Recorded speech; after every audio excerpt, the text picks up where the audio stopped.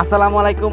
আপনারা যারা ইউটিউবে নতুন অথবা আপনারা ইউটিউবে কোনো রকম শর্ট ভিডিও আপলোড করতে পারছেন না, তারা খুব সহজে এই ভিডিওটা দেখে খুব সহজে সিম্পলিভাবে শর্ট ভিডিও আপলোড করতে পারবেন।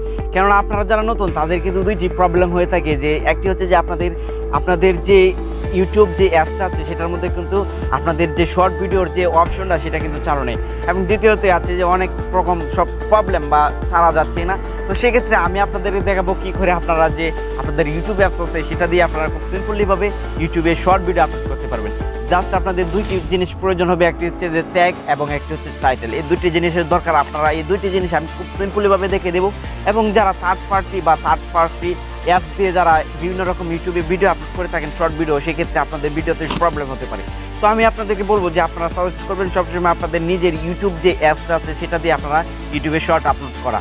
বা আজকে আমি এই ভিডিওতে খুব সিম্পলিভাবে দেখাবো কীভাবে আপনারা শর্ট ভিডিও আপলোড করতে পারবেন আপনাদের ইউটিউব চ্যানেলে।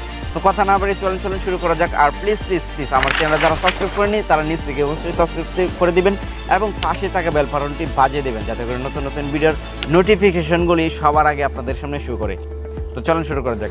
তো চলে যাবেন আপনাদের ফোনে ইউটিউবে আসার পরে একদম নিচে দেখতে পাচ্ছেন প্লাস বাটনের উপর ক্লিক করে দিন। ক্লিক করে দেওয়ার পরে স্বাভাবিক ভিডিও আপলোড যেভাবে করেন এভাবে এই আপলোড ভিডিওর উপর ক্লিক করে দিন।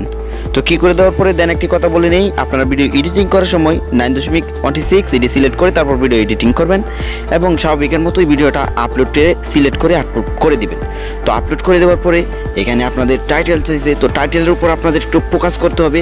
আপনারা যে টাইটেল দিয়ে দিবেন সেই টাইটেলটি এখানে দিয়ে দিবেন, এবং টাইটেল দিয়ে দেওয়ার পরে এখানে একটি হ্যাশট্যাগ ইউজ করতে হবে।